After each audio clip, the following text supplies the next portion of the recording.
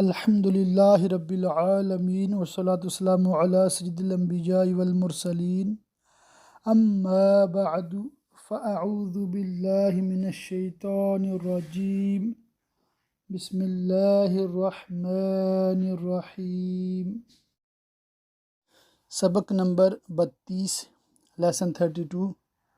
سیرت مصطفیٰ صلی اللہ تعالی علیہ وآلہ وصحبہ وبارک وسلم۔ اس میں انشاءاللہ تعالی ہم صفحہ نمبر 433 سے پڑھیں گے تاجدار دو عالم صلی اللہ علیہ وسلم کا مکہ میں داخلہ۔ حضور صلی اللہ تعالی علیہ وسلم جب فاتحانہ حیثیت سے مکہ میں داخل ہونے لگے تو آپ اپنی اونٹنی قصوہ پر سوار تھے، ایک سیاہ رنگ کا امامہ باندھے ہوئے تھے، اور بخاری میں ہے کہ آپ کے سر پر مغفر تھا۔ آپ کے ایک جانب حضرت ابوبکر صدیق اور دوسری جانب اسید بن حضیر رضی اللہ تعالیٰ عنہما تھے، اور آپ کے چاروں طرف جوش میں بھرا ہوا اور ہتھیاروں میں ڈوبا ہوا لشکر تھا، جس کے درمیان کوکبۂ نبوی تھا۔ اس شان و شوکت کو دیکھ کر ابو سفیان نے حضرت عباس رضی اللہ تعالیٰ عنہ سے کہا کہ اے عباس، تمہارا بھتیجا تو بادشاہ ہو گیا۔ حضرت عباس رضی اللہ تعالیٰ عنہ نے جواب دیا کہ تیرا برا ہو اے ابو سفیان، یہ بادشاہت نہیں ہے بلکہ یہ نبوت ہے۔ اس شاہانہ جلوس کے جاہ و جلال کے باوجود شہنشاہ رسالت صلی اللہ تعالی علیہ وسلم کی شان تواضع کا یہ عالم تھا کہ آپ سورہ فتح کی تلاوت فرماتے ہوئے اس طرح سر جھکائے ہوئے اونٹنی پر بیٹھے ہوئے تھے کہ آپ کا سر اونٹنی کے پالان سے لگ جاتا تھا۔ آپ صلی اللہ علیہ وآلہ وسلم کی یہ کیفیت تواضع خداوند قدوس کا شکر ادا کرنے اور اس کی بارگاہ عظمت میں اپنے عجز و نیاز مندی کا اظہار کرنے کے لیے تھی۔ مکہ میں حضور صلی اللہ تعالی علیہ وسلم کی قیام گاہ۔ بخاری کی روایت ہے کہ حضور صلی اللہ تعالی علیہ وسلم فتح مکہ کے دن حضرت علی رضی اللہ تعالیٰ عنہ کی بہن حضرت ام ہانی بنت ابی طالب کے مکان پر تشریف لے گئے اور وہاں غسل فرمایا، پھر 8 رکعت نماز چاشت پڑھی۔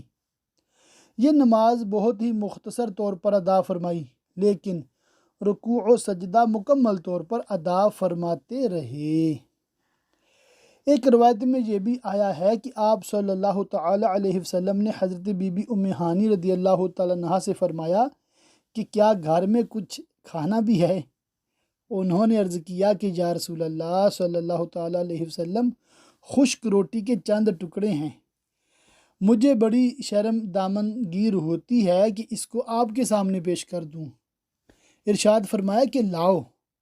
پھر آپ صلی اللہ علیہ وآلہ وسلم نے اپنے دست مبارک سے ان خشک روٹیوں کو توڑا اور پانی میں بھگو کر نرم کیا، اور حضرت ام ہانی رضی اللہ تعالیٰ عنہ نے ان روٹیوں کے سالن کے لیے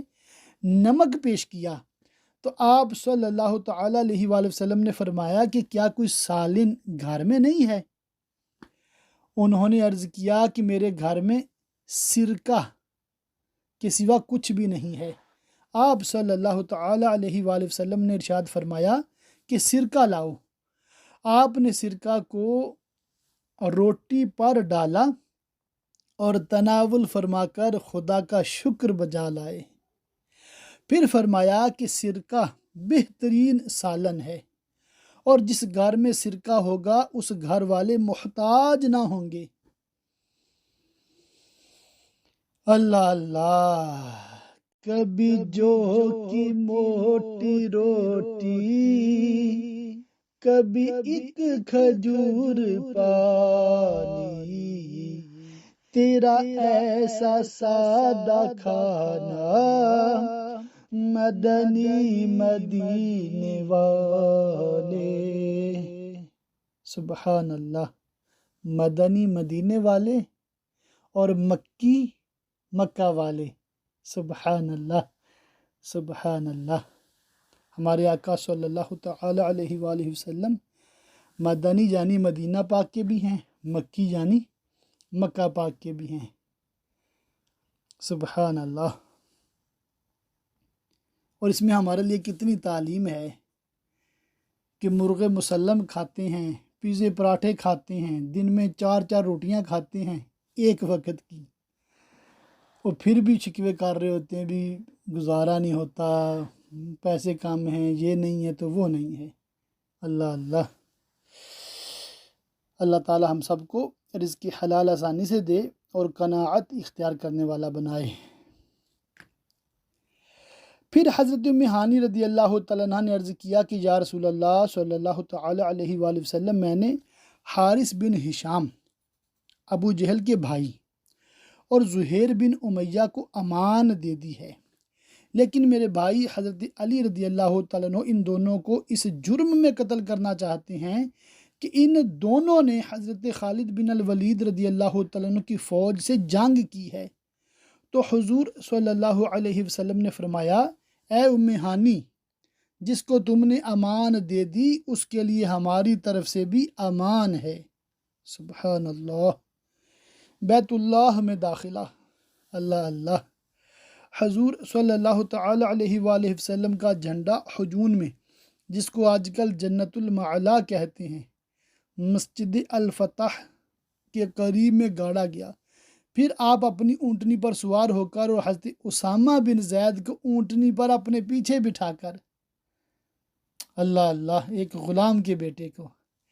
واہ سبحان اللہ، مسجد حرام کی طرف روانہ ہوئے، اور حضرت بلال رضی اللہ تعالیٰ عنہ اور کعبہ کے کلید بردار یعنی چابی جن کے پاس تھی، عثمان بن طلحہ بھی آپ کے ساتھ تھے۔ آپ نے مسجد حرام میں اپنی اونٹنی کو بٹھایا اور کعبہ کا طواف کیا اور حجر اسود کو بوسہ دیا۔ سبحان اللہ۔ یہ انقلاب زمانہ کی ایک حیرت انگیز مثال ہے کہ حضرت ابراہیم خلیل اللہ علیہ السلام، جن کا لقب بت شکن ہے،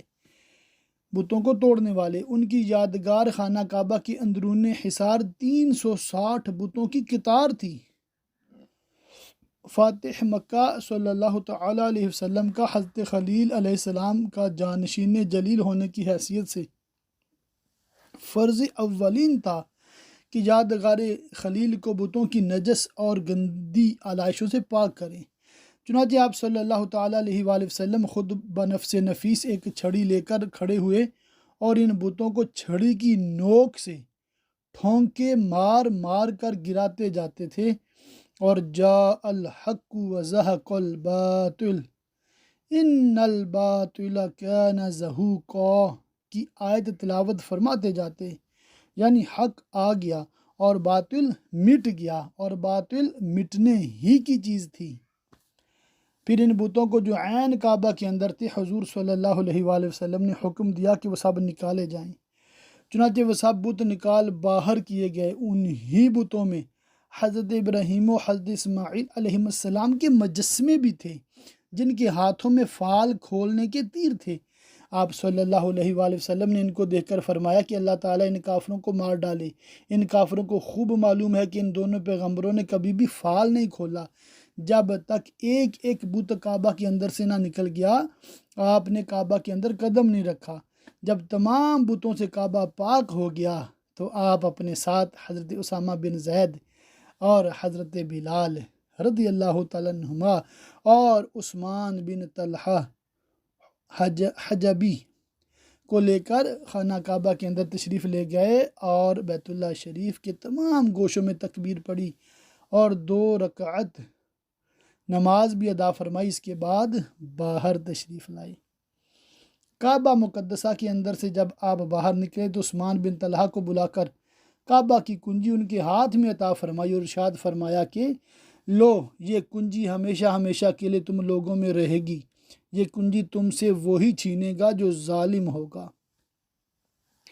شہنشاہ رسالت صلی اللہ تعالی علیہ وسلم کا دربار عام۔ اس کے بعد تاجدار دو عالم صلی اللہ تعالی علیہ وآلہ وسلم نے شہنشاہ اسلام کی حیثیت سے حرم الہی میں سب سے پہلا دربار عام منعقد فرمایا، جس میں افواج اسلام کے علاوہ ہزاروں کفار و مشرکین کے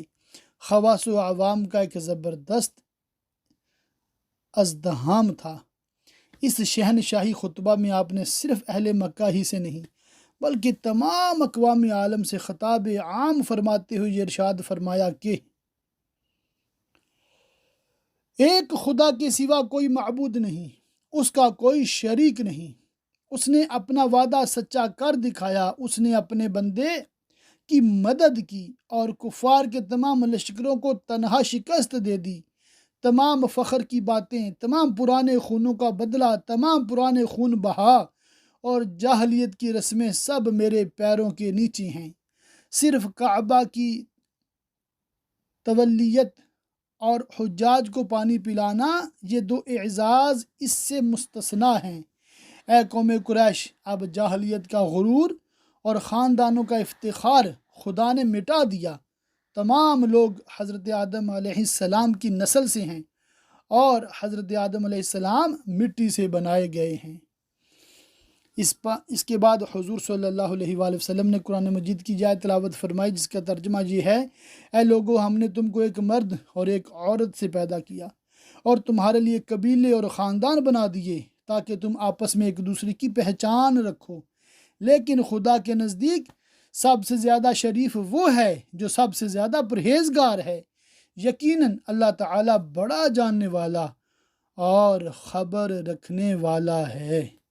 بے شک اللہ نے شراب کی خرید و فروخت کو حرام فرما دیا ہے۔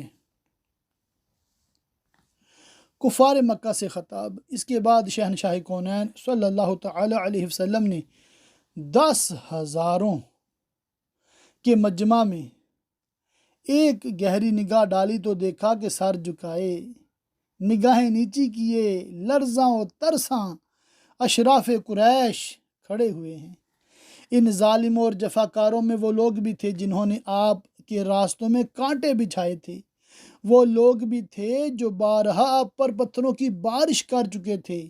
وہ خونخوار بھی تھے جنہوں نے بار بار آپ پر قاتلانہ حملے کیے تھے، وہ بے رحم و بے درد بھی تھے جنہوں نے آپ کے دندان مبارک کو شہید اور آپ کے چہرہ انور کو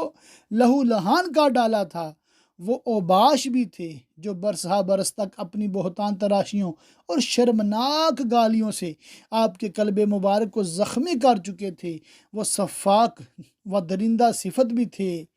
جو آپ کے گلے میں چادر کا پھندا ڈال کر آپ کا گلا گھونٹ چکے تھے، وہ ظلم و ستم کے مجسمے اور پاپ کے پتلے بھی تھے جنہوں نے آپ کی صاحبزادی حضرت زینب رضی اللہ تعالیٰ عنہا کو نیزہ مار کر اونٹ سے گرا دیا تھا اور ان کا حمل ساکت ہو گیا تھا، وہ آپ کے خون کے پیاسے بھی تھے جن کی تشنا لبی اور پیاس خون نبوت کے سوا کسی چیز سے نہیں بجھ سکتی تھی، وہ جفاکار و خونخوار بھی تھے جن کے جارحانہ حملوں اور ظالمانہ یلغار سے بار بار مدینہ منورہ کے در و دیوار دہل چکے تھے۔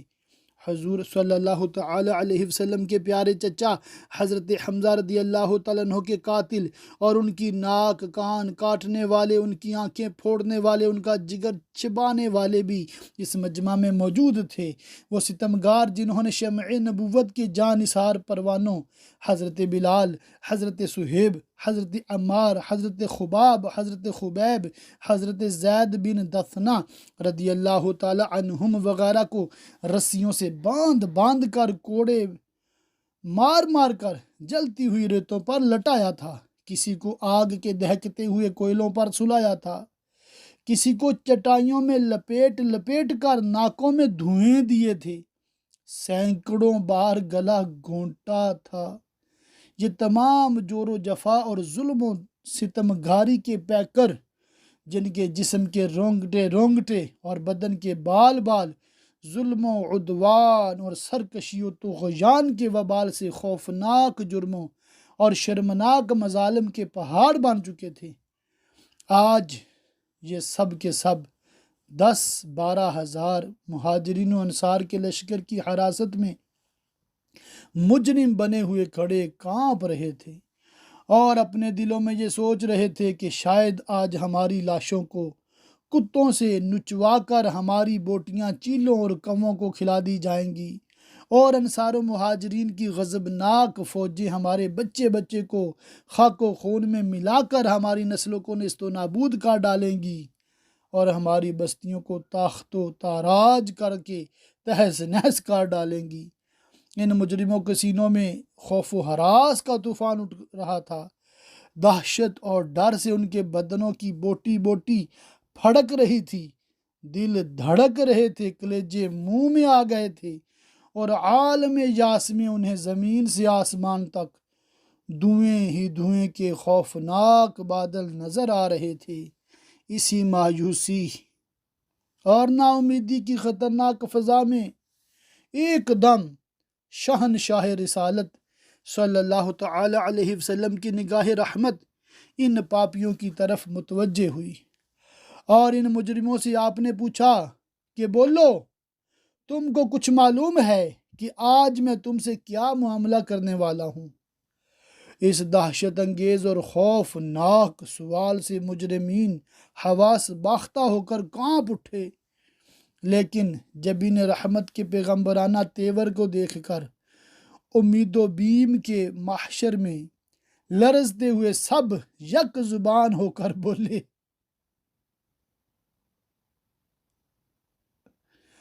اخ کریم وابن اخ کریم، آپ کرم والے بھائی اور کرم والے باپ کے بیٹے ہیں۔ سب کی للچائی ہوئی نظریں جمال نبوت کا منہ تک رہی تھی، اور سب کے کان شہنشاہ نبوت کا فیصلہ کن جواب سننے کے منتظر تھے کہ ایک دم دفعتاً فاتح مکہ نے اپنے کریمانہ لہجے میں ارشاد فرمایا، لا تثریب علیکم اليوم فاذهبوا وانتم الطلقاء، آج تم پر کوئی الزام نہیں، جاؤ تم سب آزاد ہو۔ بالکل غیر متوقع طور پر ایک دم اچانک یہ فرمان رسالت سن کر سب مجرموں کی آنکھیں فرط ندامت سے اشکبار ہو گئیں، اور ان کے دلوں کی گہرائیوں سے جذبات شکریہ کے آثار آنسوؤں کی دھار بن کر ان کے رخسار پر مچلنے لگے، اور کفار کی زبانوں پر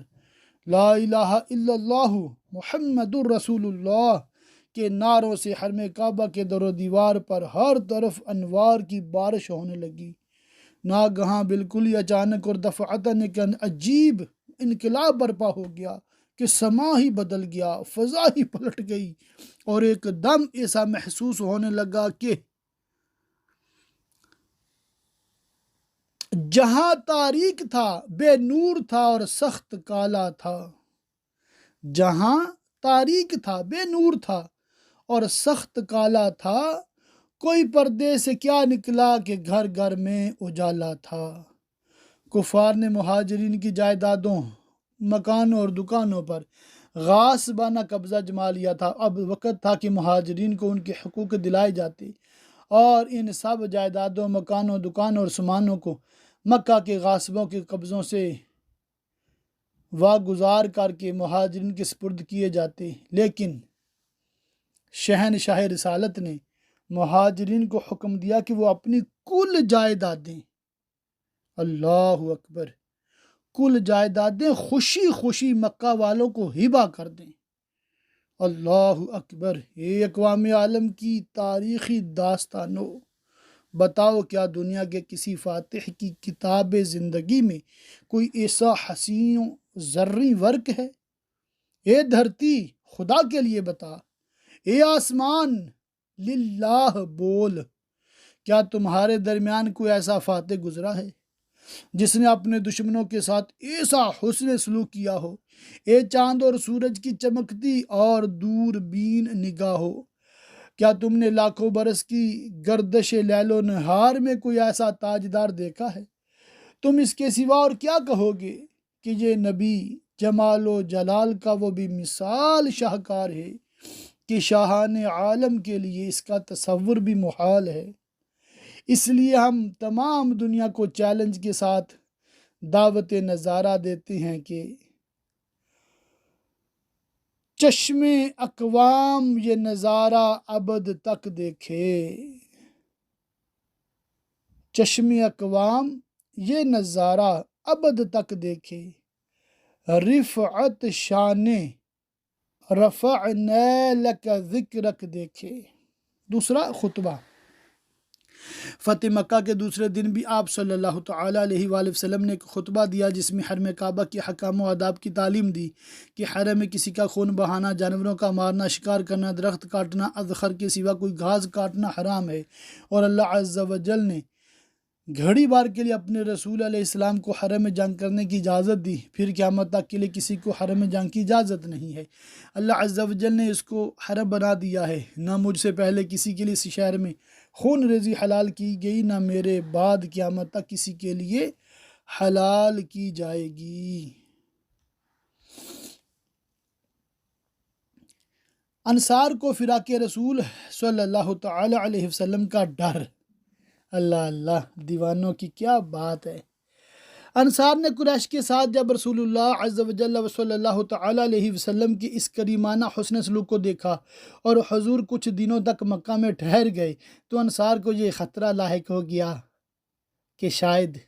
رسول اللہ عز و جل و صلی اللہ علیہ وآلہ وسلم پر اپنی قوم اور وطن کی محبت غالب آ گئی ہے، کہیں ایسا نہ ہو کہ آپ مکہ میں اقامت فرما لیں اور ہم لوگ آپ سے دور ہو جائیں۔ جب حضور کو انصار کے اس خیال کی اطلاع ہوئی تو آپ نے فرمایا کہ معاذ اللہ انصار، اب تو ہماری زندگی اور وفات تمہارے ہی ساتھ ہے۔ یہ سن کر فرت مسرت سے انصار کی آنکھوں سے آنسو جاری ہو گئے اور سب نے کہا کہ یا رسول اللہ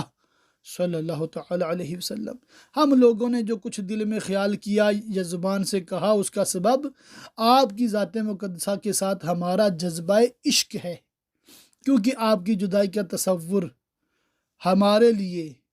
ناقابل برداشت ہو رہا تھا۔ کعبہ کی چھت پر اذان ہے۔ جب نماز کا وقت آیا تو حضور صلی اللہ تعالی علیہ وسلم نے حضرت بلال رضی اللہ تعالیٰ عنہ کو حکم دیا کہ کعبہ کی چھت پر چڑھ کر اذان دیں۔ جس وقت اللہ اکبر اللہ اکبر کی ایمان افروز صدا بلند ہوئی تو حرم کے حصار اور کعبہ کے در و دیوار پر ایمانی زندگی کے آثار نمودار ہو گئے، مگر مکہ کے وہ نو مسلم جو ابھی کچھ ٹھنڈے پڑ گئے تھے، اذان کی آواز سن کر ان کے دلوں میں غیرت کی آگ پھر بھڑک اٹھی۔ چنانچہ روایت ہے کہ حضرت عتاب بن اسید نے کہا کہ خدا نے میرے باپ کی لاج رکھ لی کہ اس آواز کو سننے سے پہلے ہی اس کو دنیا سے اٹھا لیا، اور ایک دوسرے سردار قریش کے منہ سے یہ نکلا کہ اب جینا بیکار ہے۔ مگر اس کے بعد حضور صلی اللہ علیہ وآلہ وسلم کے فیض صحبت سے حضرت عتاب بن اسید رضی اللہ تعالیٰ عنہ کے دل میں نور ایمان کا سورج چمک اٹھا اور وہ صادق الایمان مسلمان بن گئے۔ چنانچہ مکہ سے روانہ ہوتے وقت حضور صلی اللہ علیہ وآلہ وسلم نے انہی کو مکہ کا حاکم بنا دیا۔ سبحان اللہ۔ بیعت اسلام میں اس کے بعد حضور صلی اللہ علیہ وسلم کوہ صفا کی پہاڑی کے نیچے ایک بلند مقام پر بیٹھے اور لوگ جوک در جوک آ کر آپ کے دست حق پرست پر اسلام کی بیعت کرنے لگے۔ مردوں کی بیعت ختم ہو چکی تو عورتوں کی باری آئی۔ حضور صلی اللہ تعالی علیہ وسلم ہر بیعت کرنے والی عورت سے جب وہ تمام شرائط کا اقرار کر لیتی تو آپ اس سے فرما دیتے تھے کہ قد بایعتکی، میں نے تجھ سے بیعت لے لی۔ حضرت بی بی عائشہ رضی اللہ تعالیٰ عنہ کا بیان ہے کہ خدا کی قسم آپ کے ہاتھ نے بیعت کے وقت کسی عورت کے ہاتھ کو نہیں چھوا، صرف کلام ہی سے بیعت فرما لیتے تھے۔ سبحان اللہ۔ انہی عورتوں میں نقاب اوڑھ کر ہند بنت عتبہ بن ربیعہ بھی بیعت کے لیے آئیں، جو حضرت ابو سفیان رضی اللہ تعالیٰ عنہ کی بیوی اور حضرت امیر معاویہ رضی اللہ تعالیٰ عنہ کی والدہ ہیں۔ یہ وہی ہند ہیں جنہوں نے جنگ احد میں حضرت حمزہ رضی اللہ تعالیٰ عنہ کا شکم چاک کر کے ان کے جگر کو نکال کر چبا ڈالا تھا، اور ان کے کان ناک کو کاٹ کر اور آنکھ کو نکال کر ایک دھاگا میں پرو کر گلے کا ہار بنایا تھا۔ جب یہ بیعت کے لیے آئیں تو حضور صلی اللہ علیہ وآلہ وسلم سے نہایت دلیری کے ساتھ گفتگو کی۔ ان کا مکالمہ حسب ذیل ہے: رسول اللہ، تم خدا کے ساتھ کسی کو شریک مت کرنا۔ ہند بنت عتبہ: یہ اقرار آپ نے مردوں سے تو نہیں لیا، لیکن بہرحال ہم کو منظور ہے۔ رسول اللہ: چوری مت کرنا۔ ہند بنت عتبہ: میں اپنے شوہر ابو سفیان کے مال میں سے کچھ لے لیا کرتی ہوں، معلوم نہیں یہ بھی جائز ہے یا نہیں۔ رسول اللہ: اپنی اولاد کو قتل نہ کرنا۔ ہند بنت عتبہ: ہم نے تو بچوں کو پالا تھا، اور جب وہ بڑے ہو گئے تو آپ نے جنگ بدر میں ان کو مار ڈالا، اب آپ جانیں اور وہ جانیں۔ بہرحال حضرت ابو سفیان اور ان کی بیوی ہند بنت عتبہ دونوں مسلمان ہو گئے رضی اللہ تعالیٰ عنہما، لہٰذا ان دونوں کے بارے میں بدگمانی یا ان دونوں کی شان میں بد زبانی روافظ کا طریقہ ہے، شیعہ کا مذہب ہے۔ اہل سنت کے نزدیک ان دونوں کا شمار صحابہ اور صحابیات رضی اللہ عنہم اجمعین کی فہرست میں ہے۔ ابتدا میں گو ان دونوں کے ایمان میں کچھ تذبذب رہا ہو، مگر بعد میں یہ دونوں صادق الایمان مسلمان ہو گئے اور ایمان ہی پر ان دونوں کا خاتمہ ہوا رضی اللہ تعالی عنہما۔ حضرت بی بی عائشہ صدیقہ رضی اللہ تعالیٰ عنہ کا بیان ہے کہ ہند بنت عتبہ رضی اللہ تعالیٰ عنہ بارگاہ نبوت میں آئیں اور یہ عرض کیا کہ یا رسول اللہ عز و جل و صلی اللہ تعالیٰ علیہ وآلہ وسلم، روئے زمین پر آپ کے گھر والوں سے زیادہ کسی گھر والے کا ذلیل ہونا مجھے محبوب نہ تھا،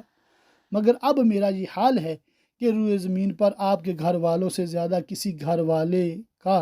عزت دار ہونا مجھے پسند نہیں۔ اسی طرح حضرت ابو سفیان رضی اللہ تعالیٰ عنہ کے بارے میں محدث ابن عساکر کی ایک روایت ہے کہ یہ مسجد حرام میں بیٹھے ہوئے تھے اور حضور صلی اللہ علیہ وآلہ وسلم سامنے سے نکلے تو انہوں نے اپنے دل میں یہ کہا کہ کون سی طاقت ان کے پاس ایسی ہے کہ یہ ہم پر غالب رہتے ہیں، تو حضور نے ان کے دل میں چھپے ہوئے خیال کو جان لیا اور قریب آ کر آپ نے ان کے سینہ پر ہاتھ مارا اور فرمایا کہ ہم خدا کی طاقت سے غالب آ جاتے ہیں۔ یہ سن کر انہوں نے بلند آواز سے کہا کہ میں شہادت دیتا ہوں کہ بے شک آپ اللہ کے رسول ہیں۔ اور محدث حاکم اور ان کے شاگرد امام بیہقی نے حضرت ابن عباس رضی اللہ تعالیٰ عنہما سے یہ روایت کی ہے کہ حضرت ابو سفیان رضی اللہ تعالیٰ عنہ نے حضور صلی اللہ علیہ وسلم کو دیکھ کر اپنے دل میں کہا کہ کاش میں ایک فوج جمع کر کے دوبارہ ان سے جنگ کرتا۔ ادھر ان کے دل میں یہ خیال آیا ہی تھا کہ حضور نے آگے بڑھ کر ان کے سینہ پر ہاتھ مارا اور فرمایا کہ اگر تو ایسا کرے گا تو اللہ تعالیٰ تجھے ذلیل و خوار کر دے گا۔ یہ سن کر ابو سفیان رضی اللہ تعالیٰ عنہ توبہ و استغفار کرنے لگے اور عرض کیا کہ مجھے اس وقت آپ کی نبوت کا یقین حاصل ہو گیا، کیونکہ آپ نے میرے دل میں چھپے ہوئے خیال کو جان لیا۔ یہ بھی روایت ہے کہ جب سب سے پہلے حضور نے ان پر اسلام پیش فرمایا تھا تو انہوں نے کہا تھا کہ پھر میں اپنے معبود عزا کو کیا کروں گا، تو حضرت عمر رضی اللہ تعالیٰ عنہ نے برجستہ فرمایا تھا کہ تم عزا پر پخانہ پھر دینا۔ چنانچہ حضور صلی اللہ علیہ وآلہ وسلم نے جب عزا کو توڑنے کے لیے حضرت خالد بن الولید رضی اللہ تعالیٰ عنہ کو روانہ فرمایا تو ساتھ میں ابو سفیان کو بھی بھیجا اور انہوں نے اپنے ہاتھ سے اپنے معبود عزا کو توڑ ڈالا۔ یہ محمد بن اسحاق کی روایت ہے، اور ابن ہشام کی روایت یہ ہے کہ عزا کو حضرت علی رضی اللہ تعالیٰ عنہ نے توڑا تھا۔ سبحان اللہ۔ آج کا سبق یہیں تک ہم مکمل کرتے ہیں۔ اللہ تعالیٰ کی پاک بارگاہ میں دعا ہے اللہ پاک ہمیں علم دین سیکھنے، سمجھنے، عمل کرنے اور دوسروں تک پہنچانے کی توفیق مرحمت فرمائے۔ ممکن ہو تو یہ سبق اپنے گھر والوں کے ساتھ بھی پڑھا کریں، ان کو سنایا کریں اور یہ دین کی باتیں ان کو بھی سمجھایا کریں۔ کبھی وہ سن لیں ٹھیک، کبھی نہ سنیں تب بھی ٹھیک، کم از کم کچھ نہ کچھ تو فائدہ ہوتا رہے۔ اللہ تعالی ہم سب کو دنیا اور آخرت کی بلائیاں دے، آمین بجاہ النبی الامین وصلی اللہ تعالی علیہ وآلہ وصحبہ وبارک وسلم۔